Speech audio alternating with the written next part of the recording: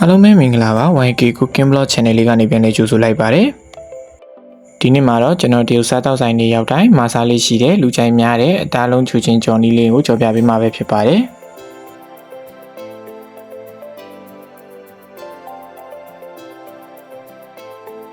ပထမအဆုံးချက်သွန်နီစားလိပါမယ်ကျွန်တော်ကတော့ချက်သွန်နီလုံးကြီးတစ်လုံးလောက်သုံးပါတယ်ချက်သွန်နီကိုအစိတ်ကလေးတွေစိတ်ထားပေးပါမယ်ပြီးရင်မွန်လောင်းနီလီပါမယ်မွန်လောင်းနီကိုတစ်ချမ်းချမ်းပြီးတော့အစိတ်ကလေးတွေလီထားပေးပါမယ်ပြီးရင်ငရုတ်ပွားတီတစ်လုံးလောက်ကိုလည်းတစ်ချမ်းချမ်းပြီးတော့အထဲထဲမလို့တဲ့အစိအစံတွေကိုဖယ်ပြီးတော့အစိတ်သေးသေးလေးတွေလီထားပေးပါမယ်ခင်းညင်တီတစ်လုံးလောက်ကိုလည်းလေးစိတ်စိတ်ထားပါမယ်ပြီးရင်ချက်သွန်ပြူလေးတစ်လောက်ကိုလည်းခပ်ပပလေးလီပြီးတော့ဒါနဲ့တေချာလေးနှုတ်ဆင်ပါမယ်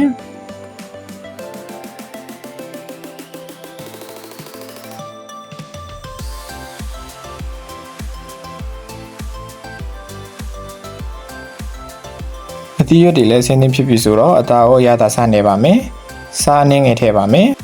။ကြက်သားမုတ်လက်ဖက်ရည်စွန်းတစ်စုံစာလောက်ထည့်ပါမယ်။ပြီးရင်ငရုတ်ကောင်းမုတ်နှင်းငယ်ပေါက်ပါမယ်။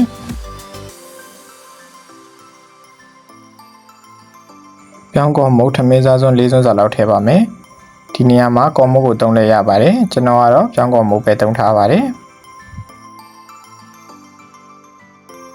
ကျဲဥတစ်လုံးဖောက်ထည့်ပါမယ်။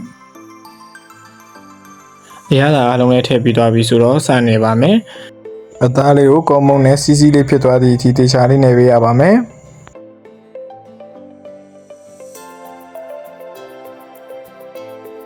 အသားလေးအစင်းသင်းဖြစ်ပြီဆိုတော့ချူချင်းကြောဖို့အတွက်ဆော့စာပြင်ပါမယ်ခင်းညီနီဆော့ကိုထမင်းစားစောနဲ့၄စွန်းစာလောက်ထည့်ပါမယ်ပြီးရင်ရှာလကာရည်နှင်းငယ်ထည့်ပါမယ်စားနှင်းငယ်ထည့်ပါမယ်တခြားထမင်းစားစောတစ်စွန်းစာလောက်ထည့်ပါမယ်ဘဲငယ်များရဲ့အကြီးကိုထမင်းစားစုံနဲ့2စွန်းစာလောက်ထည့်ပါမယ်။ပြီးရင်ပြောင်းကုန်မှုကိုထမင်းစားစုံ1စွန်းစာလောက်ထည့်ပြီးတော့ရေအနှဲငယ်ထည့်ပြီးတမသွားအောင်တေချာလေးမှုပေးရပါမယ်။ဒီလိုဆိုရင်တော့ချူချင်းကြောဖို့အတွက်စော်လေးအစင်းနေဖြစ်ပါပြီ။အကုန်လုံးစင်းနေဖြစ်ပြီဆိုတော့အသားလုံးကြောဖို့အတွက်အိုးထဲကိုစီထည့်ပါမယ်။စီပူလာပြီဆိုရင်ခုနကအရသာနေထားတဲ့ဝတ်သားလေးတွေကိုလုံးပြီးတော့ထည့်ကျော်ပါမယ်ဒီနေရာမှာဝတ်သားမစားတဲ့သူတွေဆိုရင်ကိုကြိုက်နှစ်သက်တဲ့အသားကိုအသုံးပြုနိုင်ပါတယ်ကျွန်တော်ကတော့ဝတ်ကြိတ်သားကိုပဲအသုံးပြုထားပါတယ်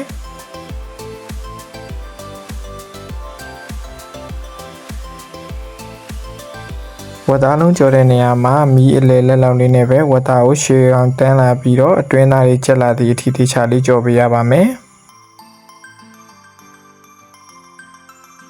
ကြော်ထားတဲ့ဝတ်သားလေးလည်းရွှေရောင်တန်းလာပြီဆိုရင်တော့အိုးထဲကနေဆဲထားလို့ရပါပြီ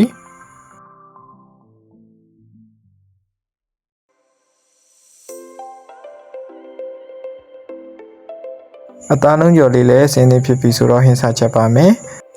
စီရင်နှဲငယ်ထည့်ပြီးစီလေးပူလာပြီဆိုရင်တော့ခုနကအစင်းသေးနှုတ်ဆင်းထားတဲ့ချက်သွင်းပြူလေးကိုထည့်ပြီးတော့အရင်ဆုံးစီတက်ပေးရပါမယ်စီတက်ထားတဲ့ချက်သွန်မြူနန်လေးလည်းမွေးလာပြီဆိုတော့ခုနကအစင်းတင်တီးထားတဲ့ချက်သွန်နီးခရမ်းညင်တီးမွန်လာဦးနီးငရုတ်ပွားတို့ကိုထည့်ပါမယ်ထည့်ထားတဲ့အသီးရွက်တွေကအစိမ်းနဲ့စားလို့ရတာဖြစ်တာကြောင့်အကြာကြီးကြော်ပြီးဖို့မလိုပါဘူးမီးရည်လေးနဲ့ခဏလေးကြော်ပြီးရပါတယ်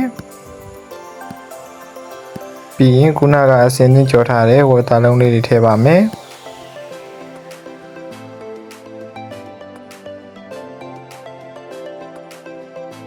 ကြော်ထားတဲ့အသီးနှံလေးလည်းနွမ်းလာပြီဆိုရင်ခုနကအစင်းသင်းဆက်ထားတဲ့ချူချင်းစော်လေးထည့်ပါမယ်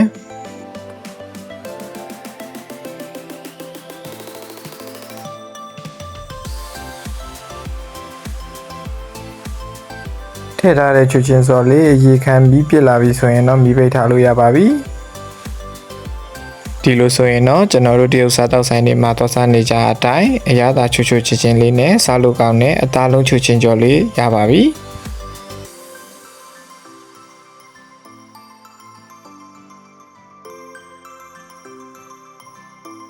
ကျွန်တော်ရဲ့ဗီဒီယိုလေးတွေကိုစုံတိကြည့်ရှုအားပေးကြတဲ့တယောက်ချင်းဒီတိုင်းကိုထူးပင်ကျေးဇူးတင်ရှိပါတယ်။